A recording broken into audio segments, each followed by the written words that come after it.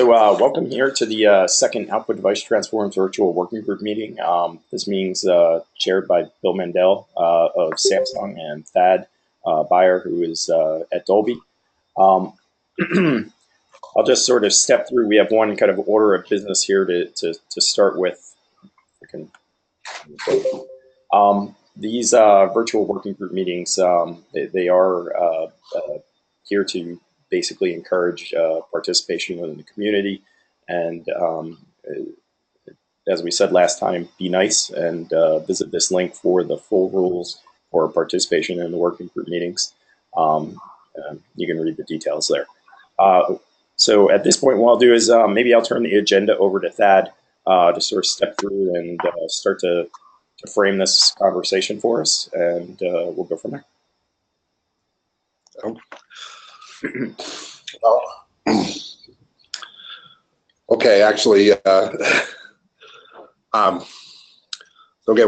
there's our agenda for today. We're going to talk quite a bit about the work that Scott has been doing on proposing this parametric ODT generation. But first, let's review our previous action items.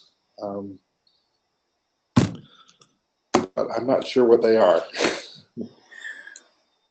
That's fine. They're coming up in a few slides, but this is just an overview of the agenda and our expected outcomes. Basically, the idea here is that we want to get everybody updated on the parametric ODT progress, as well as some of the key concepts around some of these algorithms. Yeah, So moving into the action items, do you want me to step through these quickly, Bill, or Thad?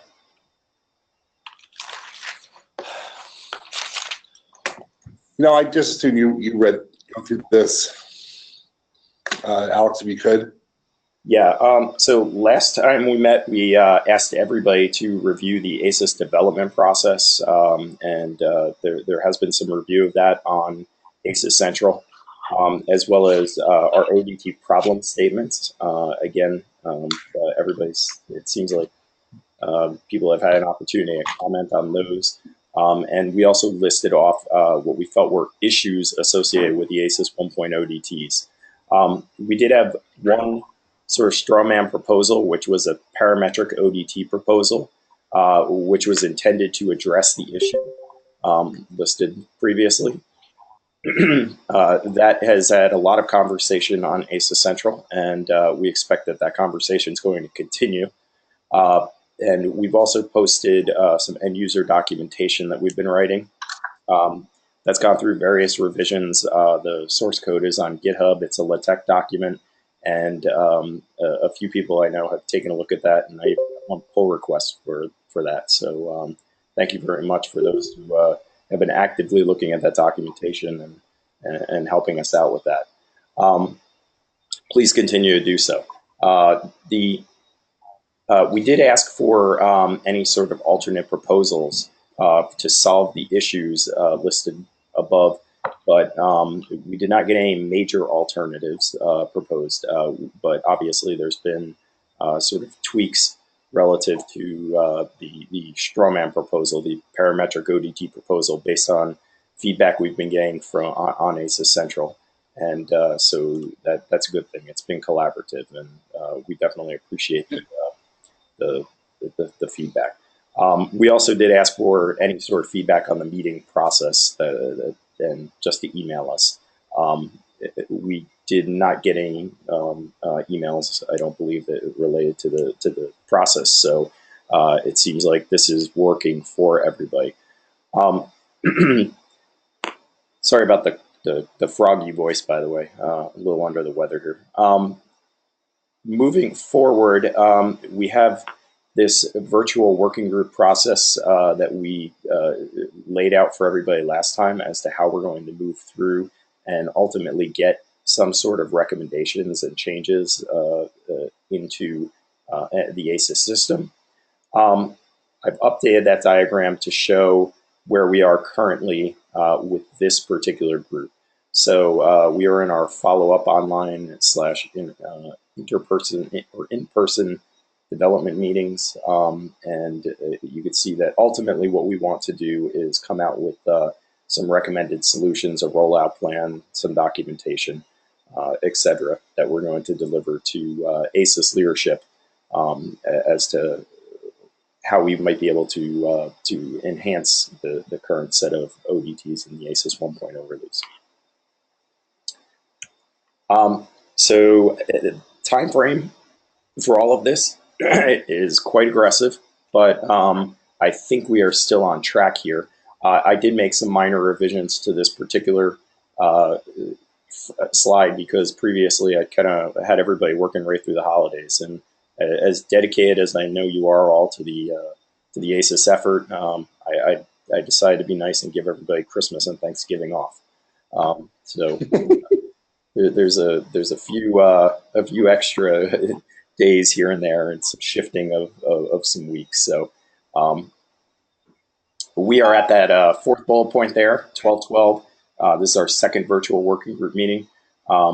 And we're going to continue the discussions here for about another 6 weeks online to really come to a set of final recommendations that we can propose to ACES leadership about how we feel it would be best to modify the ACES 1.0 ODTs to get them into a future ACES release. Yeah, I have to say, this is Thad again. So the largest part of the work we're going to do will be through ACES Central, and there have been quite a few people writing things into that group, and great responses from other people. So that's where we have to work for the next, as Alex said, the next 6 weeks. What we're going to do today is sort of do a presentation for what Alex and Scott have been working on, but we really need to do a lot of work, not necessarily over Christmas, but over the next 6 weeks to come up with a final proposal for what the future of ACES should be, and do it through ACES Central. Hey, Thad? Yes. Go ahead, Mike. Yeah, this is Mike Smith. So we're just trying to chase down the straw man proposal. Is it the interactive wireframe website? What is it? Where is it exactly? It's not one document currently. The interactive website is a sort of a prototype of what a user interface into that might look like. There are additionally some gists which suggest how the parametric ODTs might work, and then there's additional conversations on that.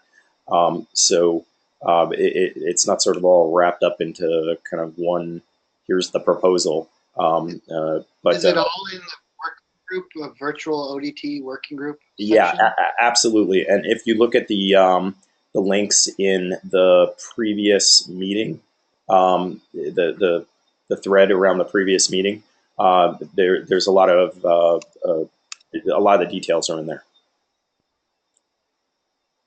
Because I mean, I've read those things, but it never was obvious to me what was the proposal. Okay. So, Alex, there was a link in the last document, but it was to a branch of ACES Dev which had the source in TeX format, which then if you had a tool that could take TeX and turn it into something readable, then you could read. I did that, but was there a PDF for people who don't normally do that sort of thing? We could certainly generate a PDF if there was not. That's easy to do. So I'm going to take the action. I think that for I'd like to provide feedback, but I don't know what you're asking me to provide feedback on.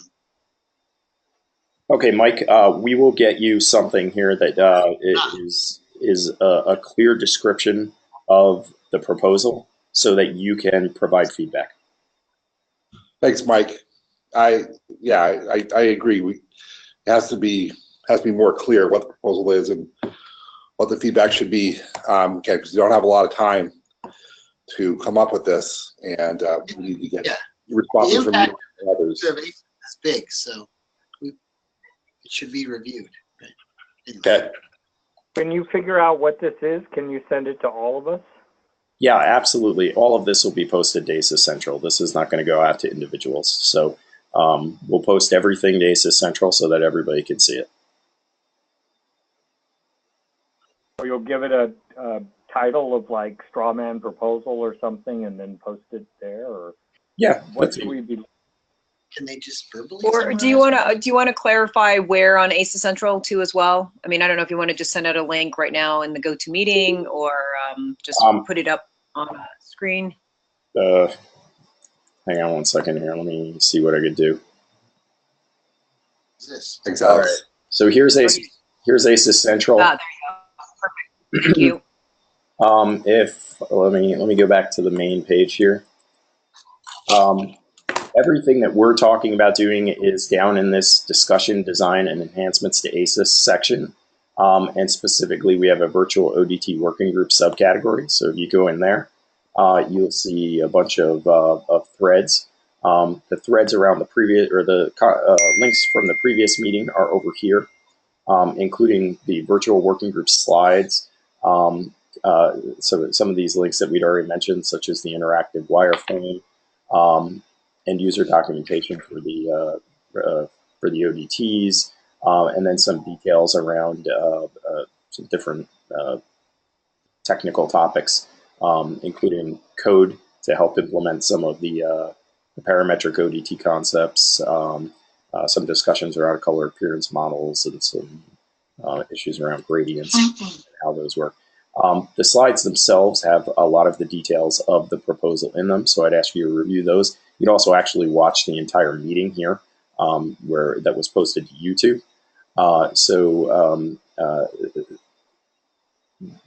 The meat of the proposals are in there, but I agree, we should definitely have some sort of proposal document that suggests what this proposal is, and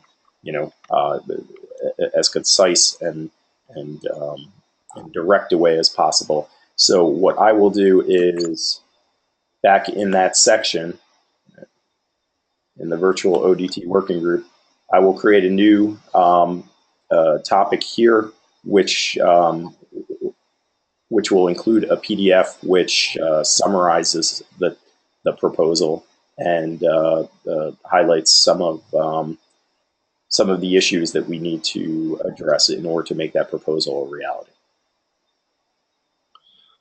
Sounds great. Cool. All right, so coming back here to the slides. Oh.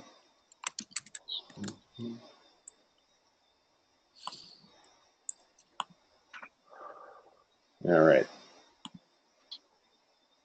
So we do want to give you a little bit of an update on sort of the details of these parametric ODTs that we've been working on, and just some things that we want to prompt conversation about on ACES Central. So at this point, what I'll do is I'll turn this over to Scott, who's going to lead us through some of the details.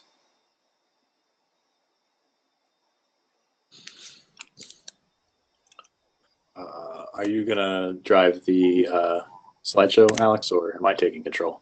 I could probably give you control, right? Scott Dyer.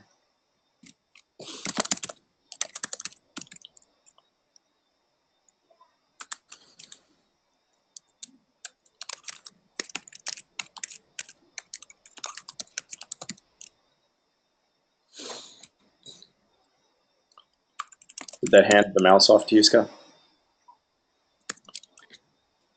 Well, I'm going to need control of my own screen. But yes, I have control of your all right. thing. Fair. I mean, I'm going to be demoing the Python stuff. Oh, fair enough. All right. So what I'll do is I'll actually give you the entire screen then.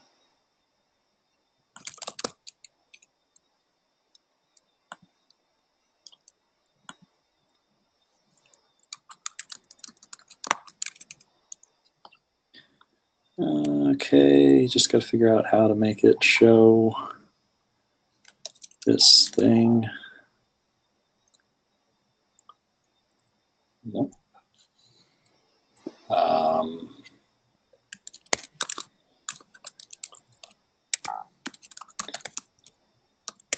right, why won't it let me show this? It's the wrong one. That's the right one. Okay.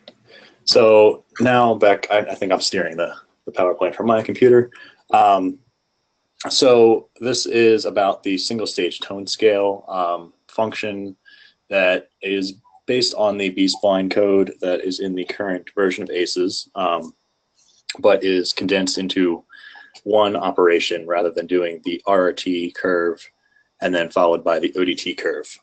There were some problems with doing it in 2 stages, and there's some advantages, I think, of going to a single stage tone scale. So let's start with going to the issues with the 2-stage tone scale. First of all, it's pretty unintuitive. Tuning it is very difficult. There's lots of control points. It requires pretty much manual tuning, and there's a lot of issues with the current design where, you know, there's inconsistencies, there's little bumps and wiggles, which we actually wanted while we were testing things, but you know, have caused some issues with you know, the purity of the math has been impacted by that. So certainly also adjusting the mid-gray luminance is a little bit complicated because it's sort of this interaction between these 2 curves. And in order to avoid like this effect of having flare added to the toe of the system tone scale, you can't just shift the curve horizontally. You actually have to tune every single coefficient again, which is very annoying. And I'm going to show quick illustrations of these in the next slides, but I'm just going to give you an overview of some of the issues I found while trying to tune these. Basically, as an ODT increases in dynamic range, that is, it approaches being closer to a straight line, which, you know, allows its interaction with the RT curve to be closer to the RT curve. I mean, basically, the output of the RT becomes the output of the ODT. So, you know, an ODT that produces OCES would be a straight line. So as it approaches that, the spacing of those coefficients in the ODT curve are very inefficient. Basically, you only have 1, maybe 2 adjustment points that you can actually change. The rest of them have to be like all just right along the unity line. And that's just a consequence of the current design. And the same issue could occur in the shadow roll-off too, but just because of the way the RT curve is right now, it doesn't actually happen very often. But it's not ideal. And also the low slope and the high slope need to approach 1.0 eventually in order to get to the 10,000 nit output of the RT or to the 0.0001 toe of the RT. And so if I go to some graphs just to illustrate those 3 points. So this is about the introducing sort of a system tone scale flare. Here I'm just trying to kind of move my mid-gray luminance using the ODT tone scale, and ideally I'd be able to just shift the curve. But what ends up happening is you can see on the right-hand side, the effect on the system is that everything, including the things down in the shadows, are getting this huge flare up in the output luminance. So that's not ideal. And I'm not going to spend too much time on these issues. If you want to know more about them, we can. Feel free to ask me about them offline, or because the real point is what I'm proposing moving toward. Just trying to show some of the issues. This is related to the spacing of the highlights. So for example, here I'm trying to make the, it looks like this red curve on the right is basically approaching something close to 10,000 nits. I mean, it's between 1,000 and 10,000 nits, so maybe up at 6,000 or something. And the the ODT tone scale is shown on the left. So that's basically mapping OCES to output luminance. And sort of the middle portion of that, all those coefficients that are there are pretty much hugging that unity line that goes right through the, that black line going through. And then really at the top end where I have that ability to control the roll-off, I really only have like one control point available to me. And so that doesn't give me much flexibility in shaping that highlight roll-off. And it gets more and more problematic the closer you get to 10,000 nits. So that's that. And then also the low slope. Here I'm showing that at the bottom end now on this left-hand graph of the ODT tone scale, you can see that in order for me to exactly match the RRT toe, I need to basically have the ODT be completely unity all the way down to the bottom. And that's the only way to match that toe. So if I wanted to come in, basically it needing to be 1.0 there, but I don't want it to be 1.0 for things that are slightly higher than 0.0001. There's sort of like this discontinuity of what the slope at the bottom end of the ODT curve can be. Essentially, all this stuff is really complicated when you break it into 2 steps. The interaction is very unintuitive until you actually see the effect as you change one thing and what it does to the system tone scale. Which brings me to why I wanted to consolidate it into one. Because first of all, it doesn't break anything. Conceptually, the ODT tone curve is always applied immediately following the RT tone curve anyway. Yes, technically we have the RT broken up from the ODT, and there's a matrix conversion from AP1 space to AP0. And then the first step in the ODT is to go from AP0 back to AP1 and then apply the ODT. So basically those 2 things can nullify and you can just condense all this into one step. And so this is much more intuitive for mapping points and for the design and adjustment of these curves and testing how we want to map luminance dynamic range or scene exposure range to an output luminance dynamic range. There's much fewer spline points, which reduces likelihood of non-smooth derivatives. And the look is still controllable. So the current algorithm that I came up with is just based on sort of a rough approximation of like our current maximum dynamic range, which would be our RRT, and our minimum dynamic range, which would be our 48 nit standard dynamic range curve. And then sort of it determines parameters for any values between those based on some simple interpolation. And the midtone region is similar to that of the current RT. Actually, the slope of our current RT is 1.55 in log-log space. This slope, for some reason, I set to 1.5. It's close enough. And it's slightly lower, but I set everything to that. So, I mean, it's a parameter we can adjust. Final settings are all to be determined, but the idea here is that you still can't, I don't want this to propose people being able to like roll their own tone scale for every single show that they do. Essentially, the output of this would be a set of rules and guidelines for how this formula would work across a range of dynamic ranges. And that way, if you are looking at an ACES image on a similar dynamic range display, identical dynamic range display, you will be using the same tone curve. So this in the design of it, yes, we can impact how the default look is and what the default level of contrast, how sharp the highlights and shadows roll off, what the linear slope extensions of the curve are. All those things can be determined, but hopefully will be locked in the final version so that really the only parameter exposed to the user is, hey, what's the minimum dynamic range or the minimum luminance of your display and what's the maximum luminance of your display? And you put those 2 things in and you get your tone scale. The dim surround adjustment is can also be decoupled from the tone scale. Right now our HDR ODTs have a lower contrast in the middle, straight line portion contrast to compensate for dim surround, which is inconsistent with how we do it in standard dynamic range. So doing this, separating tone scale from that will be good for consistency. The mid-gray is adjustable. There's reasons why you may want to change this, because as you go to higher dynamic range, people tend to have a preference for just an overall slightly brighter image. And the degree of that seems to vary depending on the dynamic range available to you and also the content of your film. So we still need to determine some sort of rules for how adjustable we want that to be, and whether or not it's sort of like a preset for your dynamic range or whether that is actually user adjustable. And then, yeah, go ahead. About the spline points,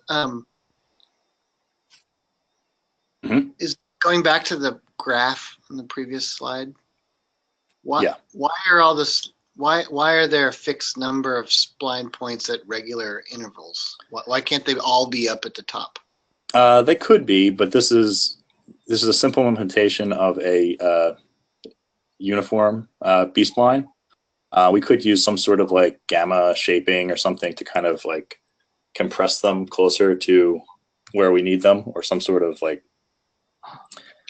other spacing. There's tricks you can do here, but based on the current design of it, we're limited to this. It's just the way that the math works out. I mean, they're uniformly spaced between like your endpoints essentially. I see. And there are tricks you can do to do that. In fact, at one point, Doug Walker had provided some code where I know he was intentionally compressing more of those control points to regions where he wanted more control. And it didn't make it to the final version of ACES, but something like that could be revisited, or it's kind of eliminated. I'm not personally familiar with implementing B-spline, but with like Hermite spline, you can pick any. Yeah, I'm not an expert either. I definitely have been reusing a lot of the code from Doug Walker. He was very helpful in formulating this stuff in the first place. And I'm certainly open to suggestions from anyone. Okay. If there's some sort of formula out there that I have not heard of, I'm happy to explore it. So Got it. Well, it's certainly easy to go over to a non-uniform B-spline. That could certainly be done, but I think Scott's larger point here is kind of independent of how the B-spline is implemented. Right. That's right, Doug. But it was a detail that was motivating stuff, so I just was. Yeah, sure. Thank you. Yep. Good question. Good question. All right, so I'm going to quickly just jump over to a demonstration of this. This is posted on ACES Central. I'm going to try to switch to that graph real fast. Should be this guy. Cool. All right, so in this figure, I'm sort of illustrating, I am illustrating what I just explained. So this is now a single stage tone scale. That means that across the bottom here, the input to this curve is ACES, scene exposure. And this is in units of stops relative to 18% mid-gray. So here at 0, this is 18%. And then we're going up, 15, 20 stops, and down 15 to 20 stops here. This red curve is going to be the curve that moves. And sort of the key points here are tied to these sliders. So this dot here at the bottom end is our black luminance. This dot in the middle is our 18% gray mid luminance. And this is our white luminance, our peak white. So if you look in the background here, there's sort of the upper limit and lower limit are sort of overlaid on here. I have the solid or the darker dashed line, which goes up to 10,000 nits and down to 0.0001 nits. This is output luminance on the y-axis. And that sort of shows you our RT. So if I click OCES here, that red curve is going to jump up to, that curve. And that's sort of the maximum limit as currently defined. The standard cinema, if I click that one, this is a preset I have, it jumps down to overlay on top of the lighter dashed line. And so our peak luminance here is at 48. And our minimum luminance is at 0.02 nits. And our mid-gray is at 4.8 nits. Now, there's many things here that you can experiment with. So also notice that the distance between the horizontal distance between the minimum luminance and the maximum luminance. So sort of this, the scene exposure range that gets mapped to this output dynamic range changes, right? So for standard cinema, we chose 13 stops of scene exposure would map between black and white, essentially. 6.5 stops below mid-gray, 6.5 stops above mid-gray. That was a design decision when we made the standard cinema curve. For the RT, it's much, much more than that. You can see it goes from -15 to like something up here around, I don't know, 17.5 or something. And I think actually this value might correspond to 65,504, which is completely arbitrary. It's just chosen because it was the maximum half float value. So really no science behind it. But just note that as you have more output dynamic range, you can show more scene dynamic range. That's kind of the point. So going back to standard cinema, or maybe something in between, say we have Dolby Cinema, which goes up to 108 nits. So if I click that, you'll see my white luminance value here, the preset is at 108. The black luminance for that is 0.0001. And our mid-gray luminance actually goes up to 7.2. And we can change that too. So say we wanted our actual content to be brighter, if we wanted a mid-gray of 10. You can see as I change this mid-gray, all it's doing is shifting the curve in a left to right direction. And so that way you get the same tone scale shape, but you're able to reallocate the how many stops are being designated to your shadows versus your highlights. But you're not changing the shape of your curve. For something like the PRM, which goes up to 600 and to 0.005, maybe you might want 10 nits for your mid-gray. These are just, again, possible values. For the X300, go up to 1,000 and 0.0001 or whatever they're saying, and at 10 nits. So there's just some presets here.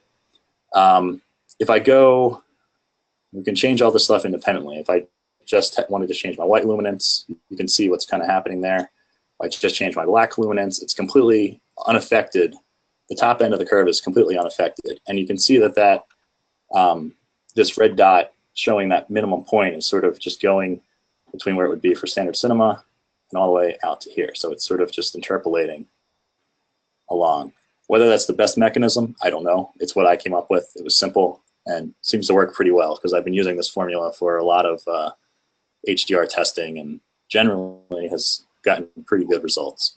But I'm not tied down to anything here. I'm just sort of trying to put some ideas out there.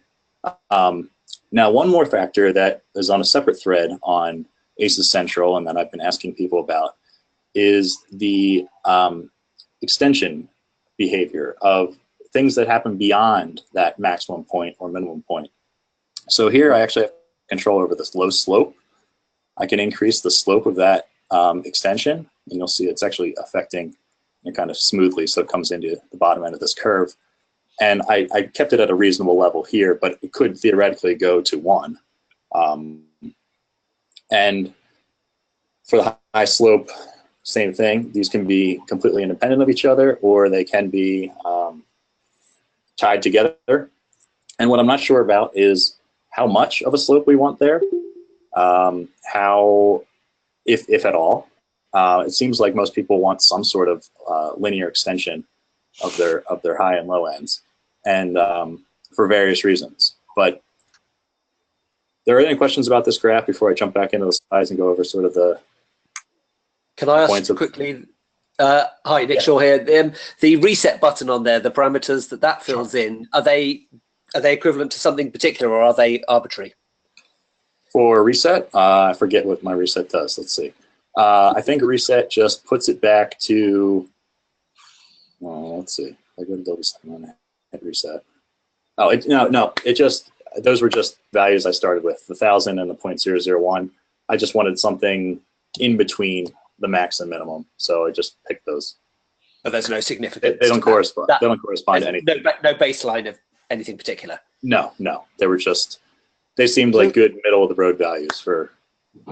Can you it didn't reset the slope numbers, but so a separate point is, can you move the red dot on the upper end that's currently at 1,000 nits to keep it at 1,000 nits, but make it say end at 6 stops over mid-gray? Or does it scale everything? That is something you can do in the more complex version of this. I sort of intentionally reduced yes, the answer to your question is yes, we can do that. And we may very well want to do that in the design of these curves.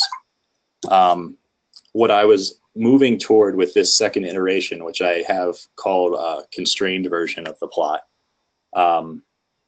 is to make it, actually, hang on, I could probably just pull that up. It's been a little while. This is annoying because I have pi. It's been a little while since I've gone to this version, so I might be a few things behind here, but here you'll see many more sliders and not as well labeled or anything like that. But I could bring that point over there and kind of bring it down here to 1,000 or whatever it would be. Where's 1,000? Somewhere around there. And I could bring it to 6.5 stops. And obviously I would have to change my bendiness. So it's really easy to kink this curve. This is why I sort of made it go to the constrained version, because I think we want to limit the amount of parameters that are available to the user so that they don't make mistakes like making a curve that does something like that, stuff like that. But the underlying math does not prohibit you from putting these points anywhere. I think then what the abstraction above that is sort of the making it so that the user only needs to define their minimum mid luminance and max luminance, and they just get a curve that works and is consistent. I think consistency is important. Otherwise, sort of the core concept of ACES is going to be broken, because it's like, well, which tone curve did you use? And at that point, what's the? If I wanted to roll off my highlights sooner, then what would I do?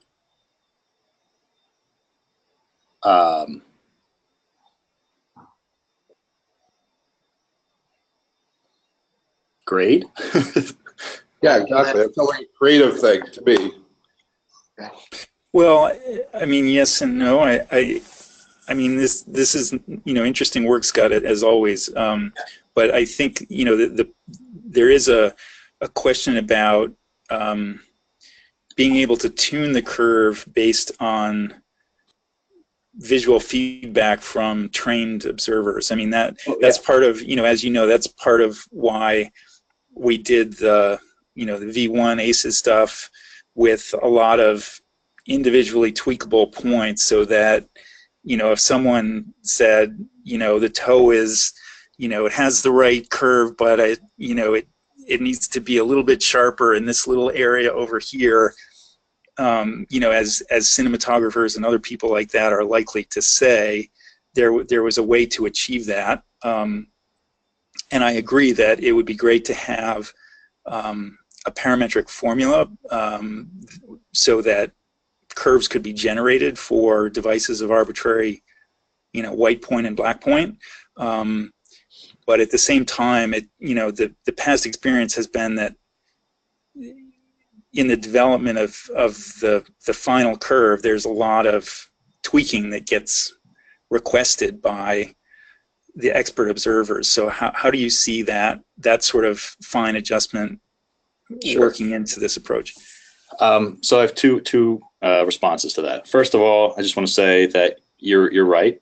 We did have a lot of control in the tuning of ACES version 1, and we also had a little bit more of a constrained problem, because at that time we really were pretty much only designing for one dynamic range, and we were kind of aware that HDR was coming, and we provided some HDR tone scales sort of in the final release package, but they were very pretty lightly tested, and because we didn't really have access to displays at that time that we could even look at them on. So we're now in a world where we do have all these different displays with different capabilities, and we need to handle that, I think. Now, in response to how do we assure that this is pleasing, across a range of dynamic ranges and is sort of has some sort of credibility behind the design of it. I am not proposing that my values here are right. I mean, I think what I would like to do with this is to take this and take it to viewers and do visual observer testing and confirm or conclude that the settings aren't right for various viewing environments and preset settings. If we can get buy-in that these look like a good starting point for these various ranges, I think then that would be good confirmation. The only informal testing, not structured scientific observer testing, has just been through real productions that have been requesting these tone curves, and this is exactly the formula that I've been using to make them, with pretty good success. I mean, they make it work. Sometimes they want their mid-gray a little brighter, sometimes they want their mid-gray a little darker. Usually they're not too specific about, oh, the highlight curve is a little too shallow or a little bit too sharp, or they mainly just go, okay, I'll just grade it the way I want. The only thing that I have gotten is about the slope at which it goes into that peak luminance, their ability to push it beyond, or basically this high slope thing being something greater than 0. That has been something that has been feedback, and we need to definitely determine what the right values for that are. But I think all these values that I have here, it's really, I'm trying to illustrate what I see as like the end objective here. I don't think that this is all finalized yet. I don't in any way think that. I really think we need to do observer testing and confirmation that this holds up. Does that make sense? Yeah, but I mean, probably for the observer testing, you'll want the version that has, as many knobs as possible. So that, like the point that Mike made, where someone might say, well, I want the highlights to kind of compress a little bit faster or a little bit slower, so that there'd be a way of doing that. And do we see this tool to be able to build an RRT or one RRT, and we just have this comfortable tool to offer different versions to the GoldenEye decision-making group? Or would it be a tool that we can make unlimited, or that every ACES user can use unlimited RRTs? Yeah, and it is the RRT. Yeah, we are in the ODT user group meeting, but we discussed the RRT at the moment, right? Well, yes. I mean, this is discussing the system tone scale, so the RRT would be included in that. This is more about making a system that is more flexible and can support these parameterized ODTs. Then that this is a means to achieve that. And in terms of having infinite RRTs, I would be a very strong opponent of that and say no. The RRT would be what would happen when I click this button, which would be the maximum range of this. It might be something like this ultimately, where we've got some sort of extension or something like that. But I would propose that the RRT would basically be the maximum output of this function. It does raise, so it still is a unique. Does raise some bigger philosophy things that I think there's a willingness to look at things that would expand adoption, and I think we know that everybody likes to design their own curves at some point, because a lot of either DITs or others have done that. But I'm with Scott. Our whole idea was maintaining consistency, really, of the grade, if we could, so that you could use the same master on multiple output devices and make the adjustments in the ODT to try to keep that thing the same. That doesn't completely work because of HDR now, but I think that was the idea, and I still think it's a worthwhile thing to try to have some consistency. Because if it's infinite RT, then we just need a metadata color system, and we don't really need an RT at all. It's just whatever curve you put on there, you need to save it. But that's too far to go for me. You end up, if you're In not that case, careful, it's no longer a too much reference rendering transform. It's it becomes then part of the rendering grade. transform.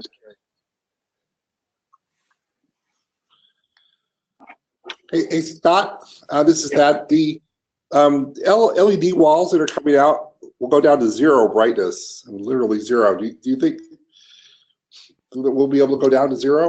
Or that certainly is something to be discussed. I know whether we actually go down to 0 or whether we sort of stretch to 0 kind of thing.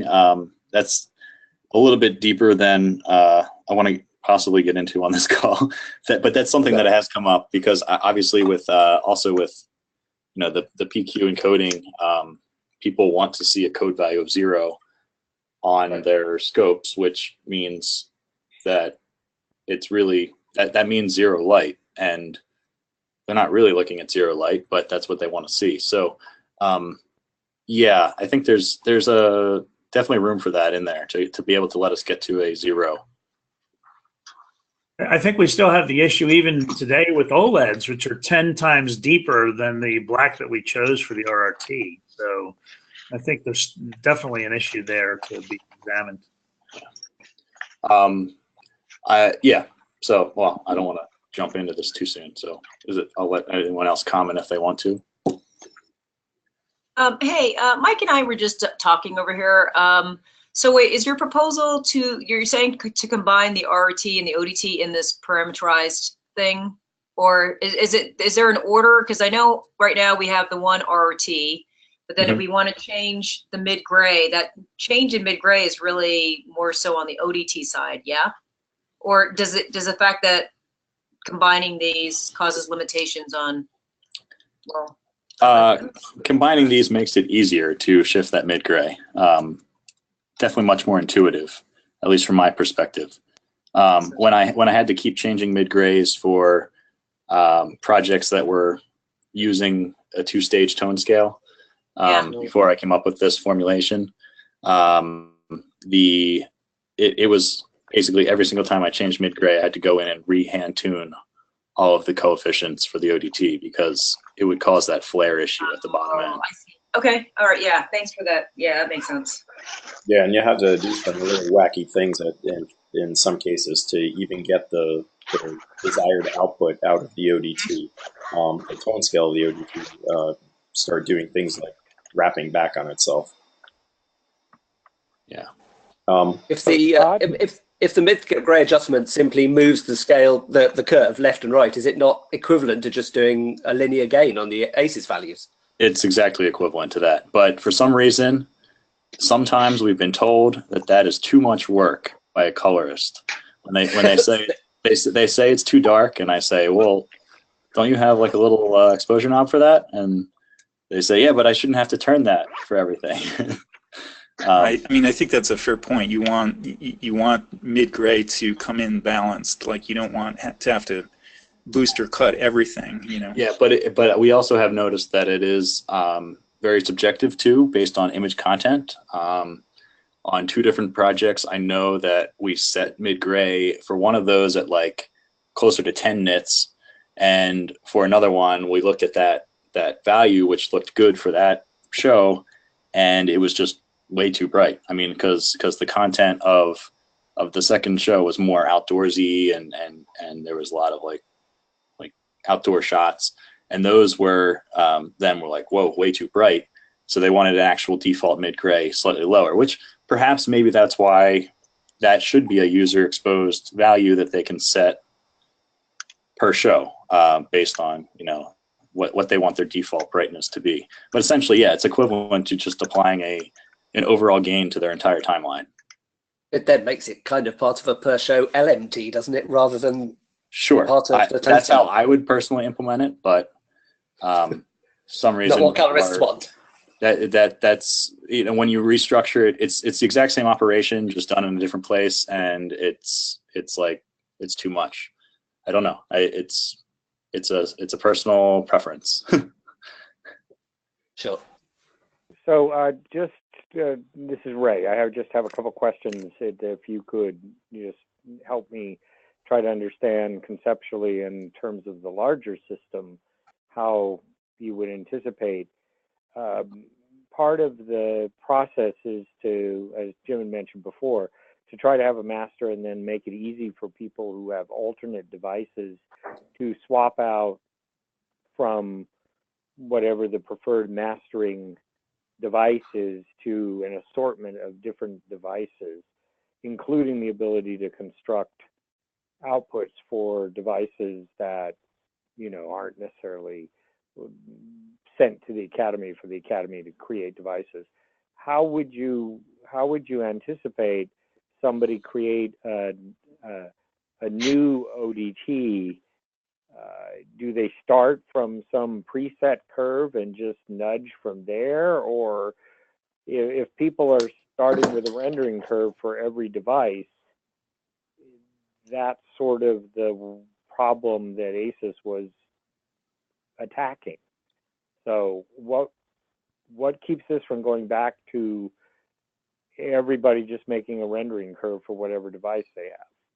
Because if their device is the same as the other device, they will get the same output.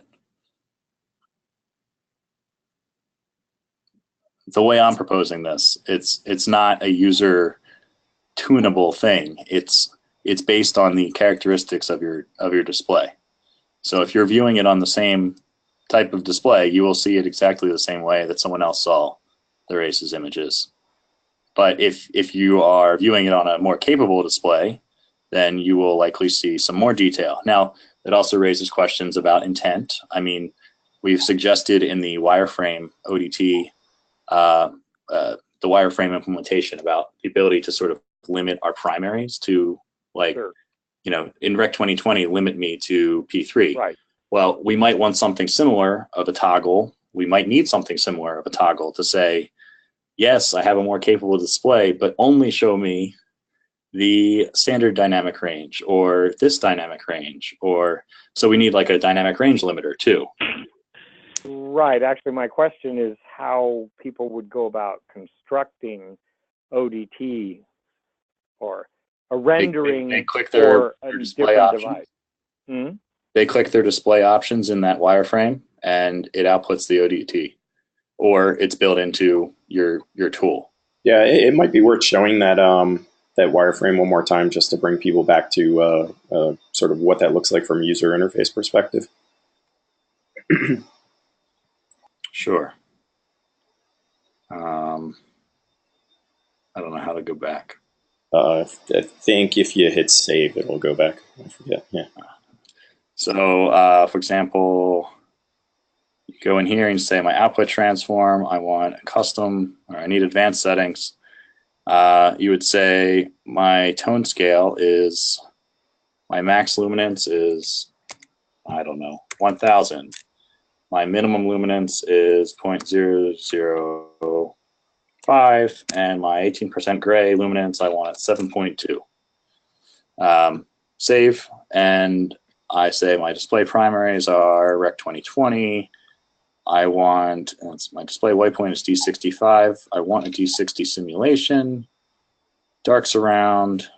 Restrict my gamut to P3, and give me ST2084 EOTF.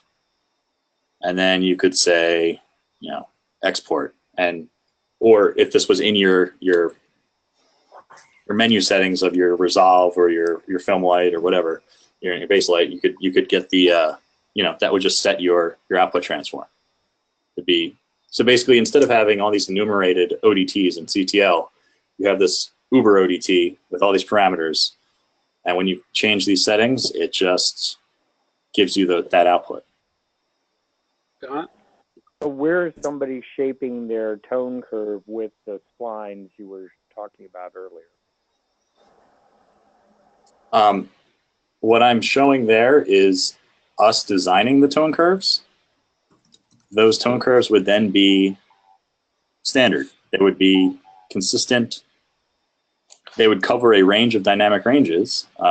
So instead of us just having a 48 nit, a 1000 nit, a 2000 nit, and a 4000 nit, which are all underspecified because they don't specify the black or the, the mid-gray, then instead of that, we would be supportive of any dynamic range output display. So we're greatly increasing our ability to be adopted and used on any output. Okay, so why can't the Academy just add the ODTs that people are asking for and not allow them to make, 5,000 different possible ODTs? Because people want 5,000. Use this tool ODTs internally to make them if you want to, but wouldn't it simplify it for everyone in the world that just needs the images to look right? I think the point is being missed here. The tone scale itself is not going to be tunable by the user. It's just that is the formula behind the scenes that produces the output. Yeah, that's the point I missed in your explanation earlier, and the suggestion that an interim move towards this is the ability to construct all the necessary sets of ODTs using this tool and putting them in the standard distributions as the revised P3 and D60 and D65 choices that everyone has been asking for, with the idea that possibly sets the ability in the future for putting such a tool somewhere like you've got here. The debate is whether it's something that a colorist selects or whether it's something that the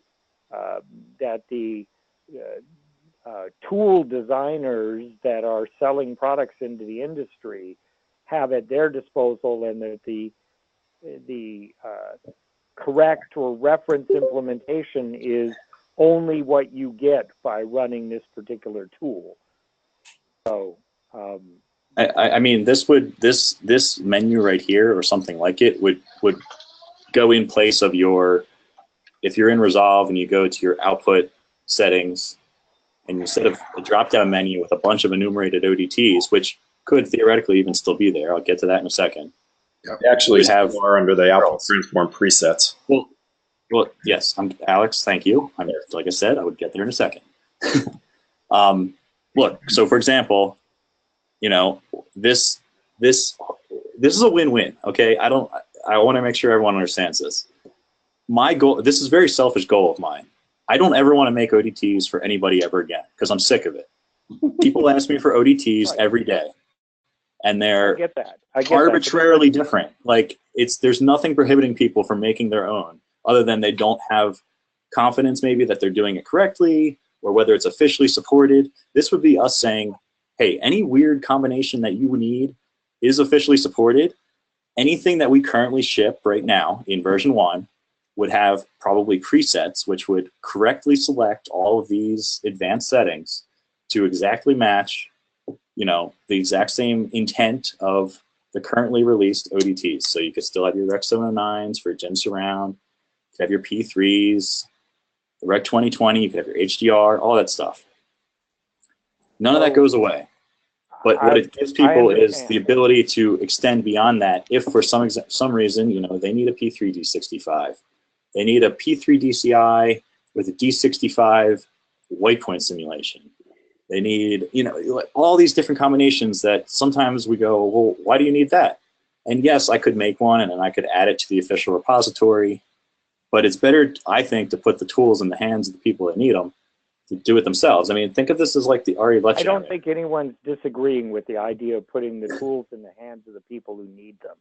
The debate is whether this tool gets pushed to the people who write Resolve and write the Luster code or any of it, or whether it is mandated by the ACES structure that this actually has to be revealed to the end user. that this is actually made available to the colorist.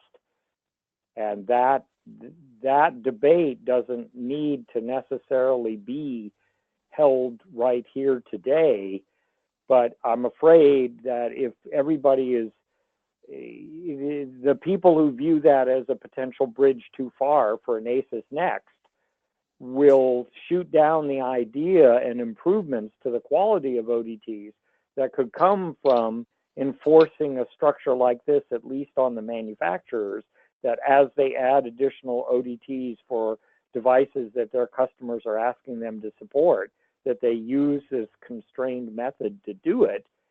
There may be extreme validity to that people would then vote down if they go, I don't see an easy way to make my tool support from DC to light all possible display devices based on some structural aspects that I understand about my tool.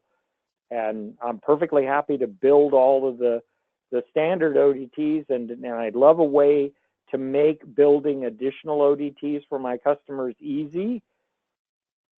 But this kind of implies, by doing what you're suggesting and making it available to the colorist, it implies that you're basically sweeping all your code as good from any choice settings that somebody might choose on any of these parameters. And that might be hard to do for people in the very first instance. Yeah, I mean, this has profound implications to the ACES system in general. You know, I think right now we have two Rec 709 ODTs. We have the D60 Sim and the D65 one, and even that causes confusion to people. And you know, we're talking in another group about adding you know, the Rec 709 ODTs that Jay-Z has called for. And then this would be going into a fully parametric system where, in order to, you know, be able to recreate the same result as someone else, you would have to have this list of parameters. And I just think that itself is a huge change, and we shouldn't just sort of take that decision lightly just because it makes it easier to build some, you know, HDR ODTs that, you know, some small fraction of the user base needs. I mean, yeah, documentation is key here. Oh. I totally agree with you. We cannot make it more complex, but also more beneficial, perhaps. And I think it will be more beneficial to have all these versions, but we cannot do it without a proper user manual and without the proper documentation for it. But fact is as well, in 2017, no movie will have just one deliverable anymore. Every movie which goes out, may it be television production or feature film production, every movie goes out for different displays. P3, Rec 709, Rec 2020, different EOTFs. So all kind of need to match each other at some point, because a movie needs to look the same on every display as good as it can.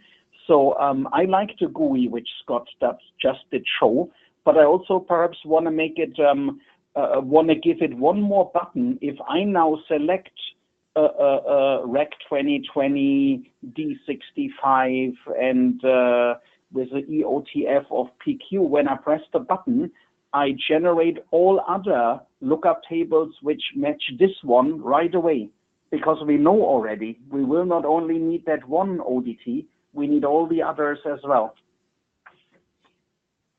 Thank you, Joseph. Okay, Joseph. Hey, so this is all interesting, and I don't want to derail it, but I feel like I have to put a point out here of caution. Is if I understand this single tone scale curve, we're no longer talking about two separate transforms, but just one. Is that right, Scott? That everything would happen in one transform now? That is conceptually correct. Okay. So, but I mean, it doesn't break anything. Calling. Okay, it breaks. Here's how it will break down badly. If you call it the ODT, as we have been doing in this meeting for half an hour, and it's subsumed the functionality of the RRT as well, people's heads will explode. Right? If you're going to make this thing be a single transform, you have to fess up about that. Make it a new name. We've already or established. People will not. ODT isn't even a word that we're supposed to use. It's an output transform.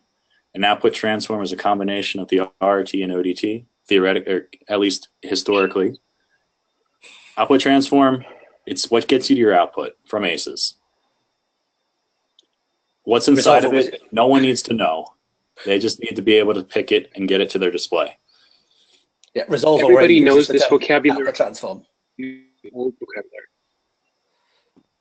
You, Jim? Go ahead, Joe.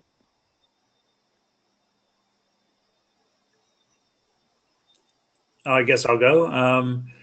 But then Scott, the implication of that is that all of the other stuff in our current RRT and ODTs has to be in the model that you're building the single transform from. Right. Or Hunt effect compensation, control of the shape of the toe can't be the same thing. We can't just stretch out the same curve and have it for all these different devices, because the flare characteristics of projectors are completely different than the flare of an ODT.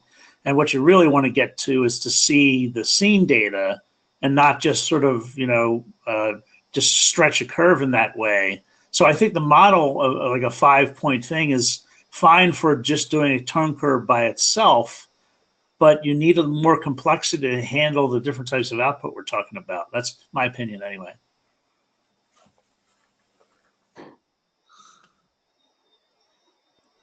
Okay, all I know is that I've used this. It works. I'm not saying that it doesn't need changes. I'm definitely not proposing this as the final thing, but I really see no issues with backwards compatibility with this or anything. Well,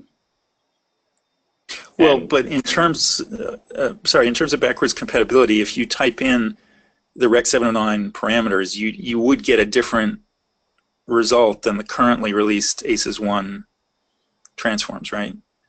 With this exact formula, yes. So that would essentially break.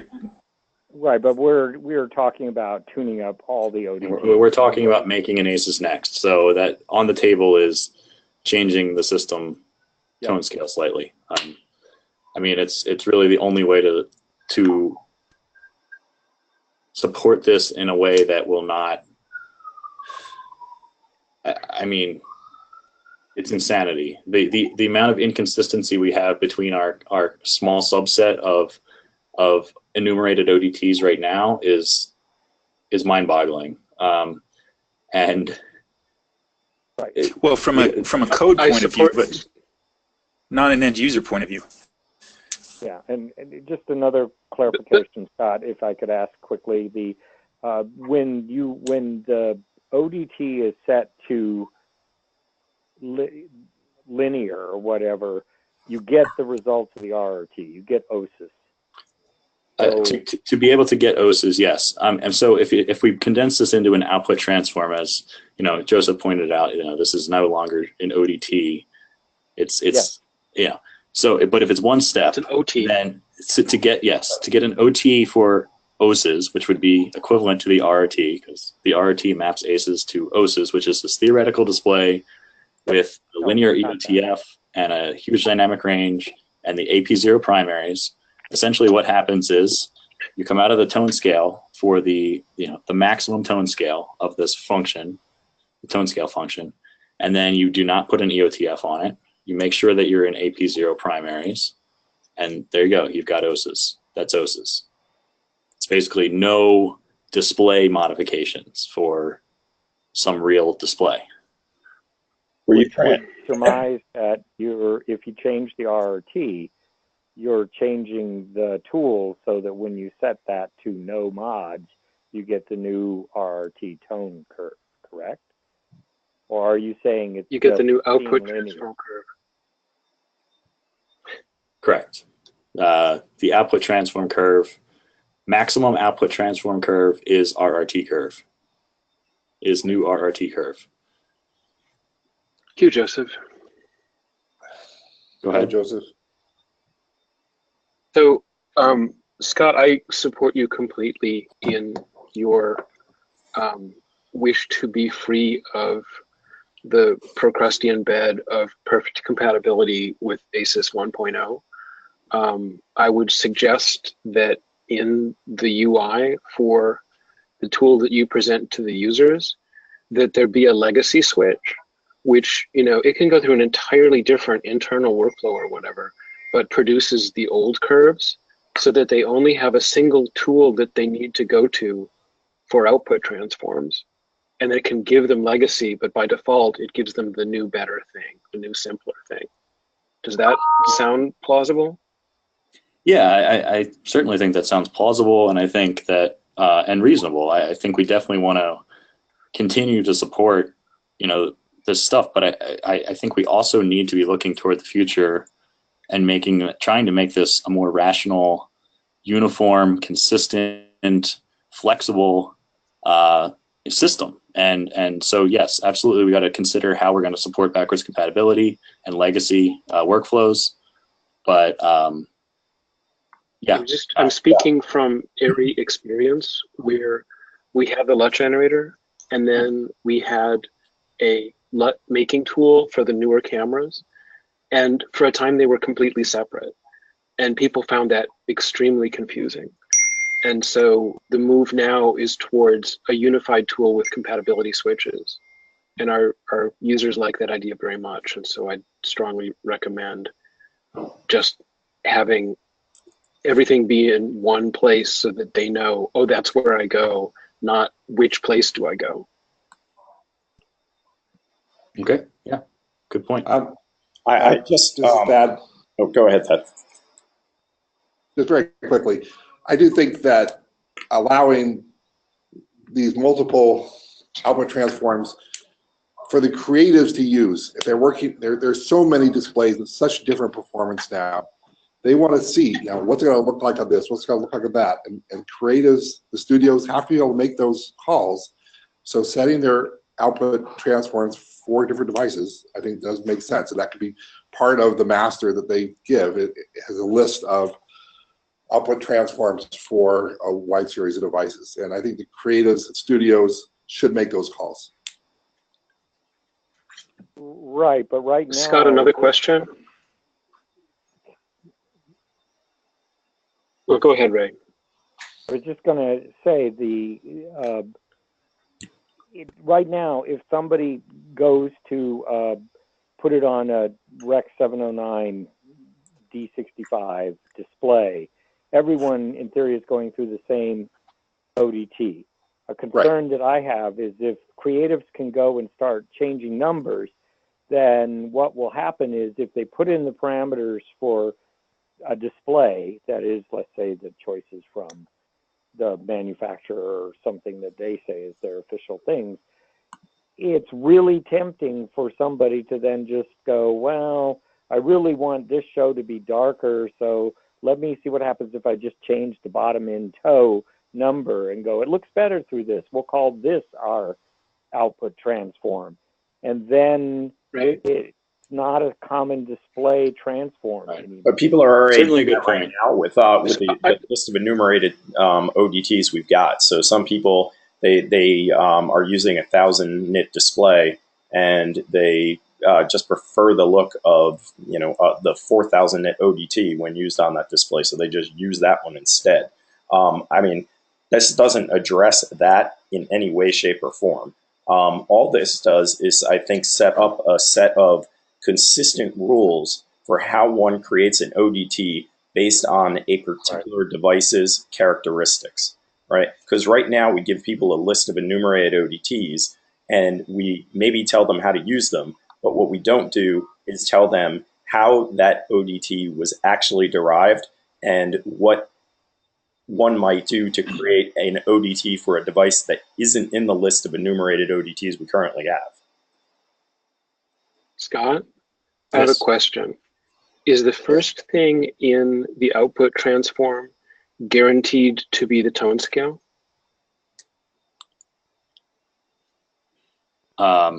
You mean my ultimate dream of the output transform or the current implementation? Let me tell you why I'm asking. Because, you know, what Ray said and what Thad was hinting at before, I do deal with people who want a different look, either in an ACES workflow or in an Alexa workflow. And when there's something that they want and it's for the whole show, it's invariably a tone scale change. And it's like, I want to come out of the shadow more slowly or something like that. Those things could be an LMT in this architecture if you knew that the first thing that was going to happen was the tone scale. And so therefore you're just simply concatenating two curves. And there's like nothing funky that's going to happen. But if something else could come beforehand, then that really messes that idea up. Thank you, Jim. I'll go ahead. The only thing that partly weighs against that a little bit is, the committee spent a few years looking at tone curves, and we tried tone curve only systems for a long time. And there was always something that wasn't quite right, that we did put these other things in for reasons of, a fair number of people objecting to certain things. So I'm worried about going backwards to a tone curve only system, because it really is not sufficient for the levels that colorists and DPs seem to prefer. But so I don't know where. I was not suggesting tone curve only. I was just suggesting that the first step in any multi-step output transform that the Academy provides be the tone scale component of that output transform. Well, but then we have to put these adjustments before the LMTs, because you can't put them before the tone curve. And if it's a single tone curve that merges with the output device, then you have different output tone curves for every device. So there's no place to put the consistent changes that have to be made in response to things like the 2020 gamut and things like that. All right. Am I something here? Okay. Yeah. So I agree. I presume that's Alex saying we have to go on here. This has been a great conversation. I think we should continue this conversation online, and we'll write up proposals and send them out, and we'll discuss them. But we should probably go on at this point. Agreed. So there's much more to talk about than just the tone scale itself in these algorithms, and I'll let Scott speak to some of these other issues. I'm just gonna zoom through this last slide, and this is now probably has like 20 more bullet points that I could add to it, which basically, yeah, there's still a lot of open questions about this. This is just really, I'm trying to start this conversation. I've been trying to have this conversation for over a year, and until I get these illustrations out there, then it's really not connecting with people. So clearly making some connections with people, which is really good. People have reactions. I want to hear that. That's what we need to have. We need to have discussion about this and make sure we're doing the best thing that we can for the system. So these were just some of the things that I know I don't feel comfortable with yet with this algorithm.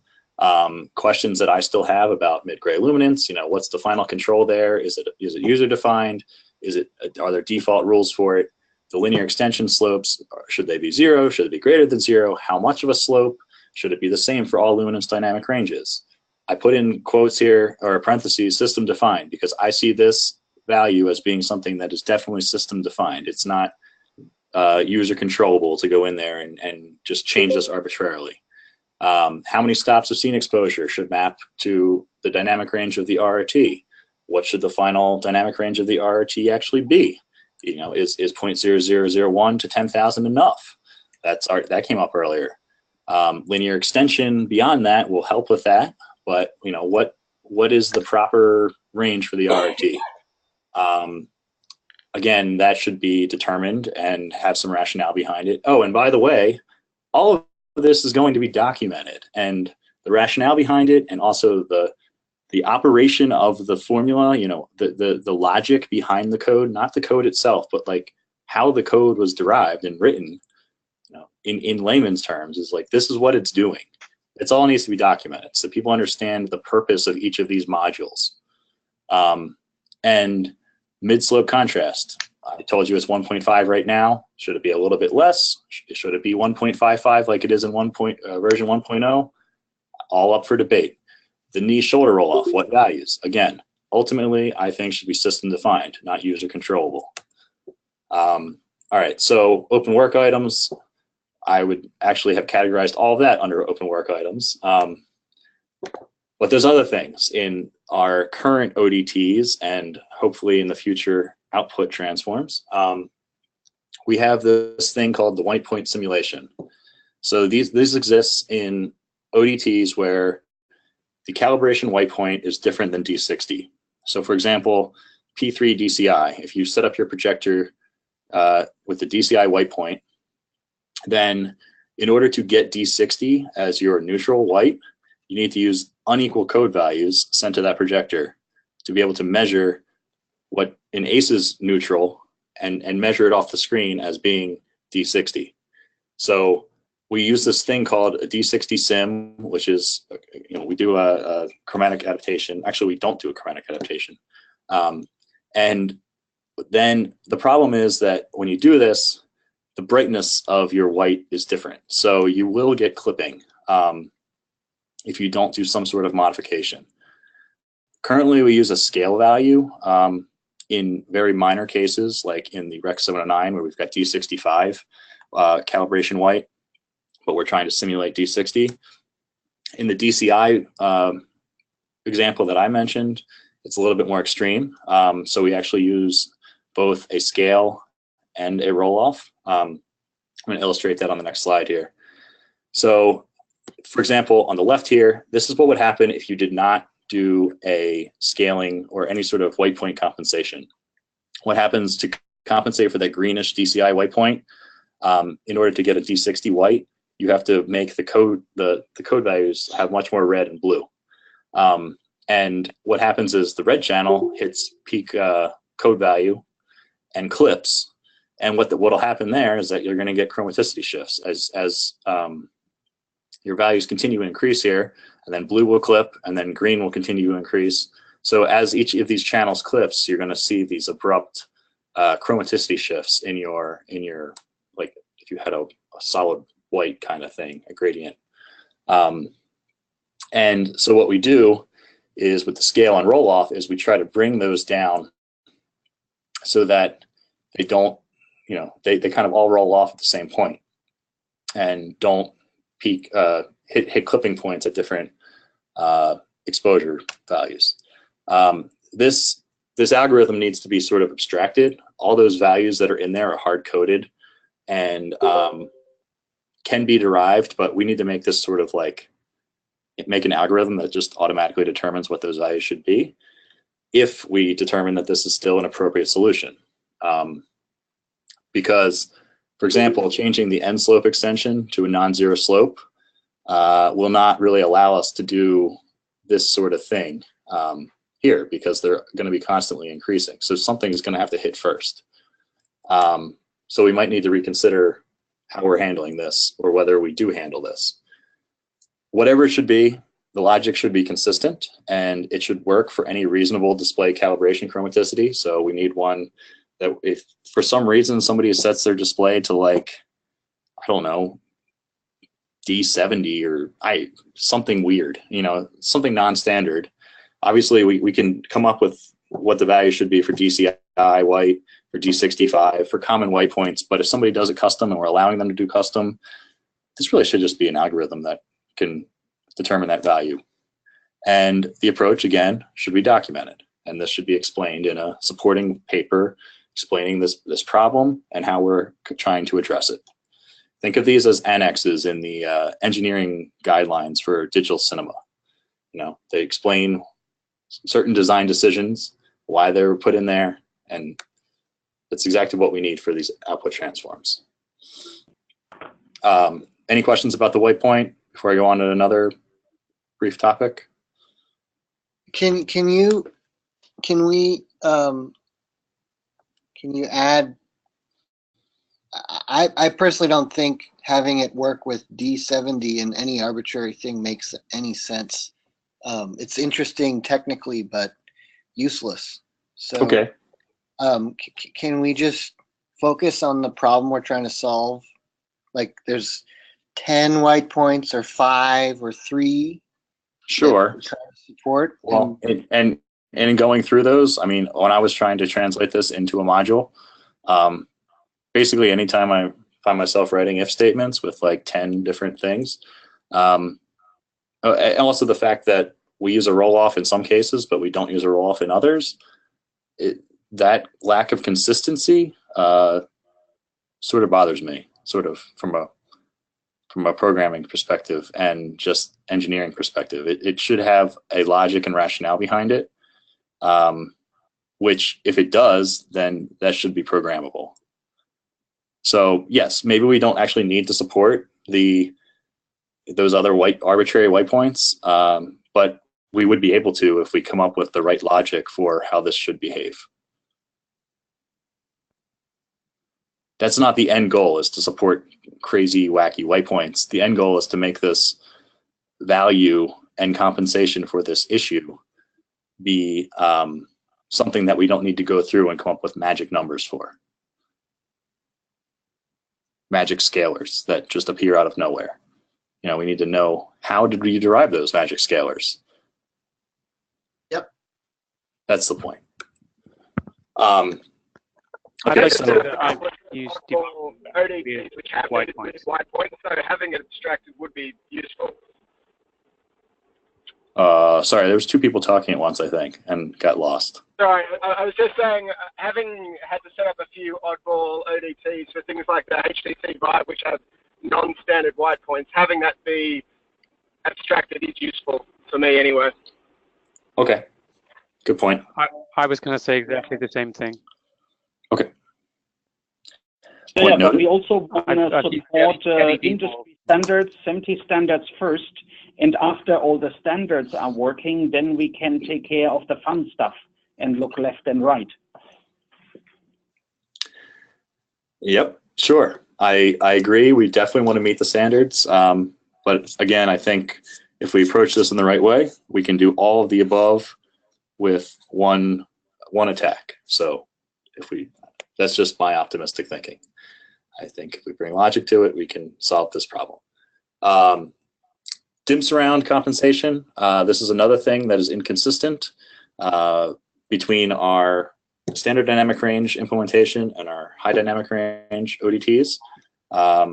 In SDR, the way we do this, we basically go to XYZ space after we've been scaled to linear code value. So there's like a line in these ODTs that just says dark to dim surround.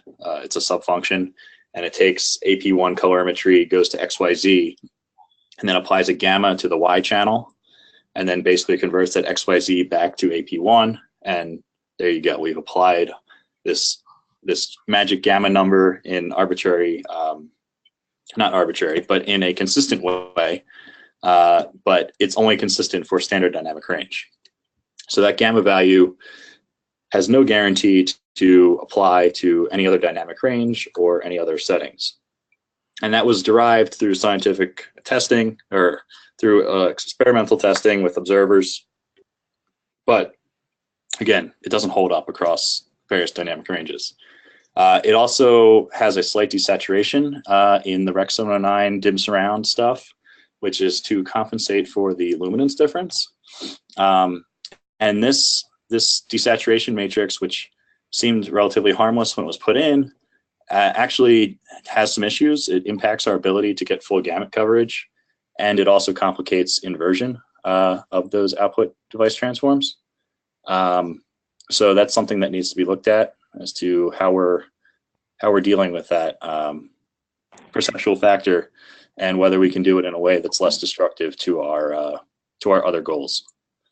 HDR, the way we're compensating for dim surround is that we build it into the tone scale, which is completely different than how we do it in standard dynamic range. We actually lowered the mid-slope gamma of the HDR tone scales. Again, don't remember exactly why we did it that way, but it is that way. So I think that, again, striving for consistency, especially if we're going to be increasing the flexibility of these parameterized ODTs, the more consistent we can be and be able to explain why these decisions were made, better off we will be. And so that's a little bit about the dim surround.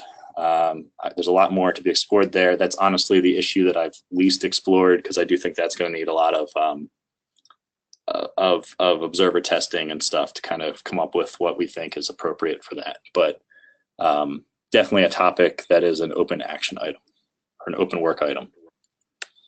And whenever we offer a dim surround ODT version, we need to document where this ODT came from, so that if we switch off the light in the room, that we come back to normal and have the core ODT available. So it needs to be well documented where we came from to get there.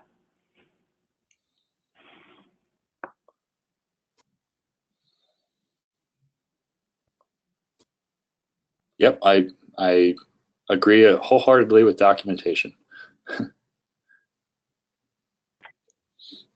Is it documentation, or is it saying that there's additional metadata to carry the parameters that were used so that you can flip just one of them easily and regenerate? Just wanted to also, point out on the chat that there's an interesting question going on about other surround environments besides dim and dark. Yep, that's a good point. Yes, we certainly want to support, I think, more than just dim and dark, especially with the increased number of applications that we find ACES being used for.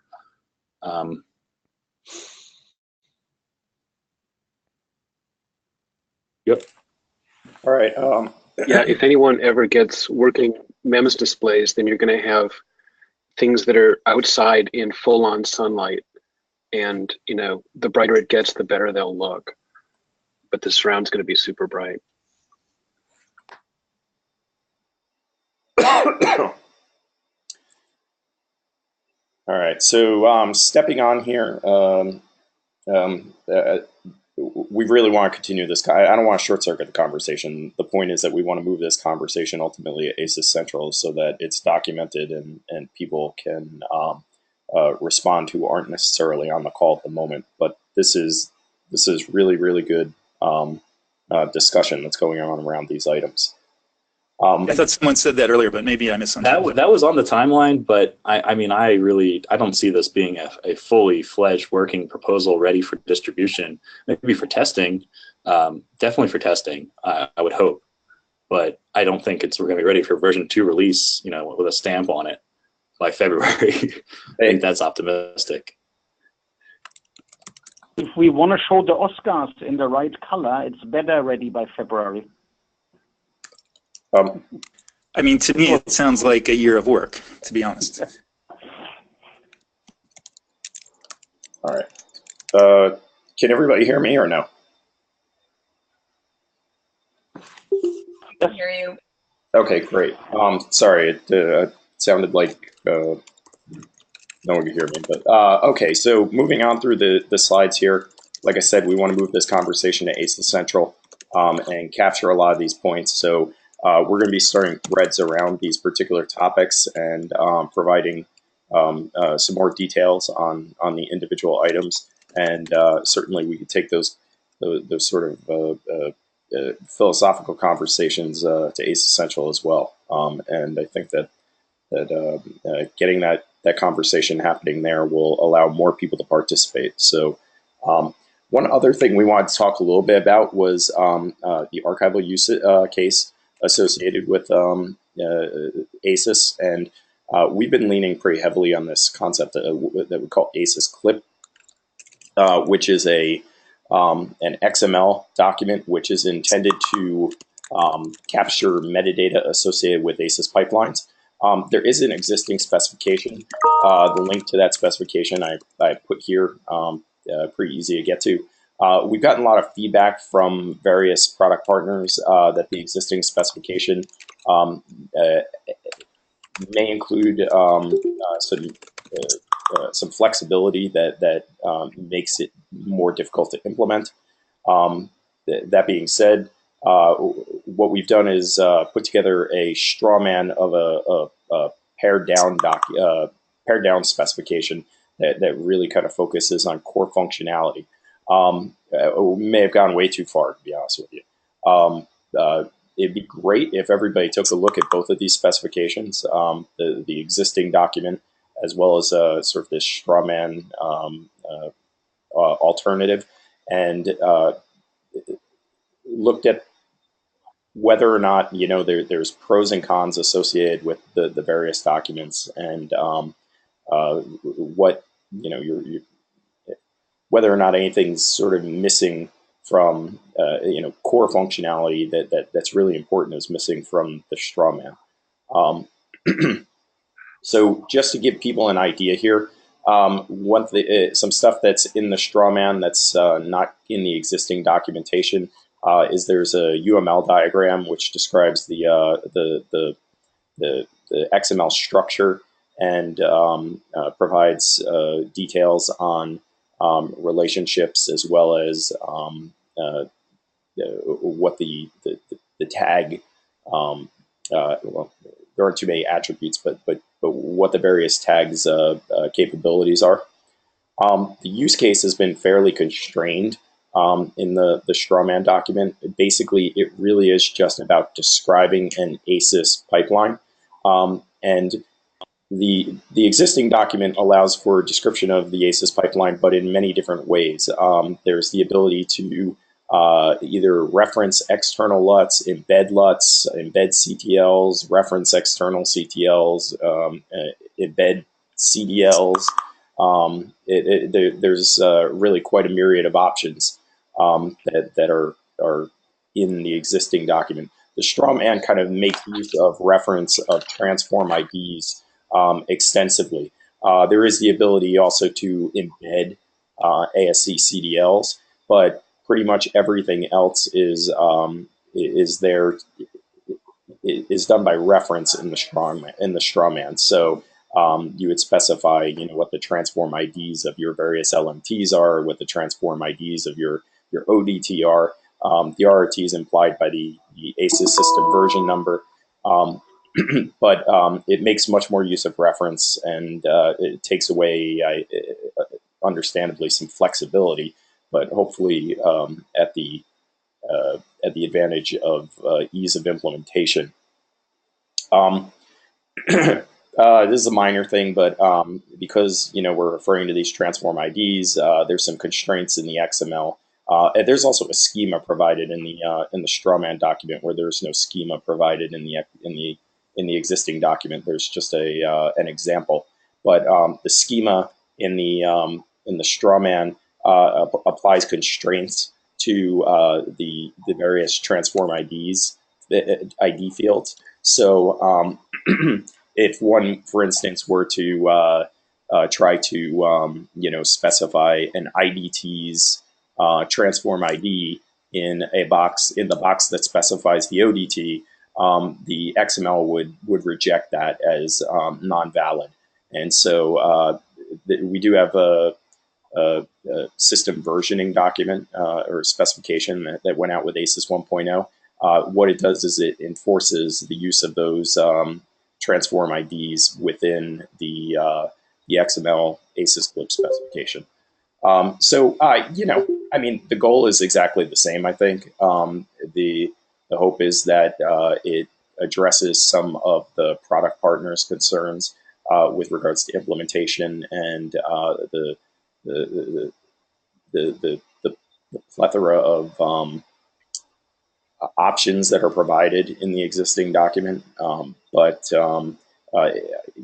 Again, it was just something that we we wanted to get some reaction to. So the straw man document, again, is at this link. And that's something that's A, clearly not done, and B, is kind of a living document, a work in progress. We can change that. So it'd be great to hear what people's reactions are. So that kind of brings us towards the end of this meeting here. In terms of new action items for today, I have an action item here to grab or to create a clear description of the strawman parametric ODT proposal and to post that to ACES Central.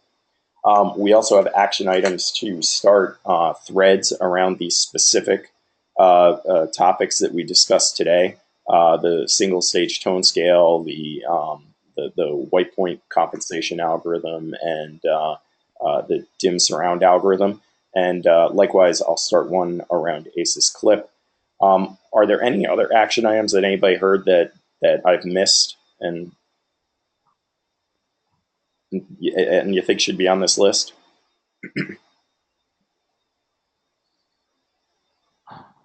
Yeah, we need to create the HDR ODTs. What we work on today, or like every Hollywood blockbuster movie gets an HDR version today in 2017. But we of course make the normal cinema P3 Gamma 2.6 version as well. So we need these pairs, P3 and the HDR version of it. Of course, then the 1000 nits and the 4000 nits for TV as well, but also the 108 nits. So what I in production here desperately need at the moment is this pairing between an HDR, a P3, and a Rec 709 ODT, because the client always would like to see their superhero suit in the same hue, recognizable color. Yeah, so this is missing at the moment. And then, of course, we need to encourage Light Luster and Resolve and Film Master, whoever builds a high-end color corrector, that they offer this ODTs with the same wording. They need to give it the same names recommended by the Academy, so that we can reproduce and generate all these deliverables on every color corrector. Okay, so I think ultimately that's the work product is really to produce ODTs for devices that we don't currently support or that are lacking, right? I mean, that's ultimately what's going to come out of this entire thing. Am I missing? Am I misunderstanding your suggestion, Jay-Z? I think yeah, exactly. And we always can go back to a SMPTE industry standard. So whatever is standardized, we don't need to build ODTs necessarily for non-standard displays. But I think what Jay-Z is saying is we need HDR ODTs before we're likely to have any new super duper system thing. Oh yeah, of course, yes. Since we have to generate feature film deliverables here and today in December 2017 even still, we need the first version of it right here and today. Yes, I agree. So I think what's being said is we need to make a set of ODTs, whether we make them with this tool and try it as a testing mechanism for that or whatever, but it shouldn't be, we got to get everybody convinced that the world has to switch over to this new tool exposed to every end user before we actually make other ODTs. Yeah, I agree. I think it would be very helpful to stage the deliverables so that there's a deliverable that is easy to do, that just involves introducing some new fixed ODTs and a user manual accompanying them. That could be done over the next couple months, and then a longer term objective that involves parametric ODTs or output transforms, because you know, I think the amount of engineering work to get to that latter one is not 2 months away, right? I mean, if you just think about how long it took us to get ACES 1.0 out, and all of the user testing and feedback and everything, and you know, to get the parametric things. Yeah, I mean, for the vendors, even if we were to say we're done, ship this, and it goes to the vendors, getting into their development cycle to do an entirely different mechanism of presenting to end users choices is going to be substantially difficult, and it'll ripple out differently from different manufacturers. It's another thing to tune up the ODTs and maybe add some more, but have them be selectable on an enumerated list. Yeah, just to be clear, I don't think that we have to require that that these user interfaces be exposed to end users, right? So if it's a lot of work for a particular vendor to go ahead and change, you know, how ODTs are used in their system, and in order to implement a parametric ODT system, they could simply generate out new ODTs on an enumerated basis based on the rules that are established by the parametric ODT transform, and then put those enumerated ODTs into their system. That's what we were saying earlier when Scott was talking. That, you know, basically, Scott, can we add an action item for Scott to add a P3D65 ODT to the official release? I tried to do that a year ago. It's kind of up there. You can find it, but yeah. But we're it's being not allowed told to be up there. sometimes it's not official enough. I understand. So what can we do to resolve that? Because this is the group it's supposed to come from, right?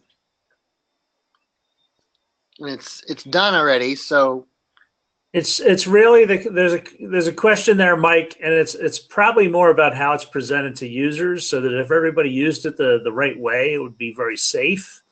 And that, you know, is presuming that, you know, somebody wants to grade with a D65 creative choice for, you know, their monitor, whereas D60 is going to be a different type of grade. So the files themselves are going to be different between the D60 version and the D65 version, because they're going to have a different grade. One's going to be a little bluer, and the other's going to be opposite. So it's not that we can't conceptually do it or easily ship one. It's that what does it do to the user community? Because now there's going to be arbitrary waypoint shifts that sometimes collide with the ODTs that we have out there, because ACES is a D60 waypoint system. There's nothing else. We have D65 calibrations, and we put a D60 on there. It's a creative white that's D60. And now we want to move to a creative system where we can do all D65 shows, and we can decide that and do that. That's fine. But it's just, how do we present this so people don't make mistakes? And then they're crossing the wires between the type of grade they have if they start just trying to flip between the ODTs in Resolve and see which one looks which way. So I guess that's the only question to me, but I don't know what you think. I'm thinking that a new production would start, and it would start using and only use a P3D65 ODT. And so the only grade that would exist would be that one, and there wouldn't be any confusion. And the cinema release of that would use a D65 sim in P3. Is that what you're suggesting? I mean, if you have a single grade, it's going to be graded for one light white point or the other, and you have to choose which one you map to uneven code values to get the gray you want. Right. So right now our P3 DCI ODT is actually a D60 sim, because we're doing D60 sim in DCI white point, and we have to do the same for D65. But then digital cinema will be DCDN Cat XYZ. So we either have a P3 D65 to DCDM cap XYZ, or the P3 D60 to DCDM cap XYZ. I think both cases are possible. And we need different matrices for each one of those. Yes, of course, yeah.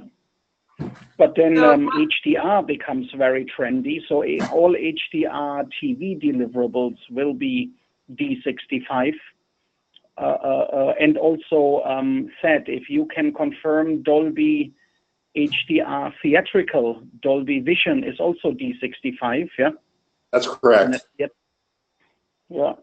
So it looks like 2017 became the year where D65 became more trendy on the primary market out there. Well, in video, that's always been the case. We're talking about, we start from cinema, and even in the HDR cinema side, a D60 white just looks a little better in a dark surround in a movie theater. And then we basically said, okay, well, let's adapt as we go to video and make all of our output ODTs go to D65 for video outputs. And we did that. And then some wanted the exact match, because you don't get that if you do it that way. So then we had D60 Sim added on top of that. So I guess I'm not saying there's anything wrong with your suggestion, Mike, because people have asked for it. But, Chris Witham and I were talking, with you there, though I don't know if you were listening. But, we're talking about the virtual white point for cinema of a D65 cinema from Pixar. And pretty much nobody's implemented it. It's except for very rare, but most people don't really use that. So, typically Pixar uses D64, not D65. Yeah, they do. But the reason that we chose the way we worked was the concept that your primary grade would want to have effectively equal RGB. And you would then go into something else for all the other different white points. It is being postulated, I think, that the primary grades going forward might be switching to D65. Well, that's what the users are wanting. So yeah, I understand. And even though we always had it for video, you weren't doing the primary grade in video and then doing the cinema. We were doing the cinema and doing the other. So the premise is that. So Ray, to just answer your question real quick, because I know we're running out of time. So I can give you a real world, both Ray and Jim, a real world Marvel example. So they actually have everything in P3D65. They calibrate their projectors to virtual white. They know that in the cinema, they are not going to get 14-foot Lamberts of D65 white. But they grade in that P3D65, and they with a transform to XYZ. So basically, they, in an ideal cinema that's actually calibrated to virtual white, they would get 14-foot Lamberts of D65, but realizing that in the real world in theaters, it's more like 13 or 12 or something. Right, and you're saying the same thing. All I'm saying is that what's different here is the premise that primary grades would be made in D65, and other choices would be made downstream for other oddball or different requirements, I should say, not perhaps oddball. And that was not the case at the start of ACES. At the start of ACES, the primary grade was, pulling it to D60 from the purists who wanted to go D55 for legacy reasons was a stretch to get to that point. But the world is a different place, and I was only answering Jim's comment of why or how.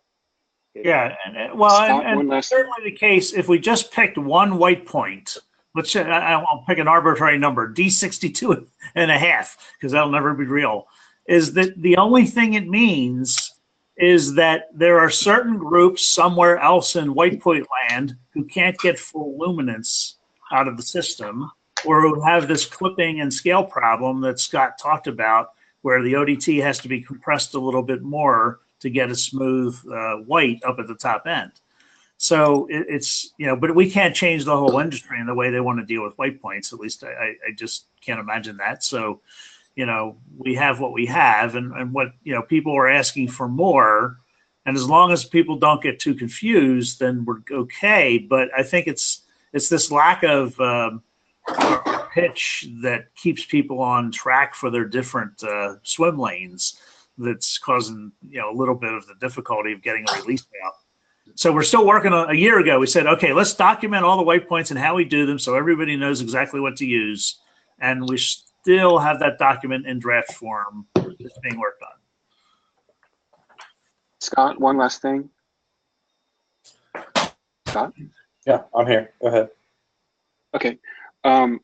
It's a constraint, if you want, that I would put on the output transforms that was mostly there for the output device transforms. And it's my plea, and please have them be invertible, because you know the difference that makes for my work. I do indeed. Do you anticipate that will carry forward from ODTs to OTs?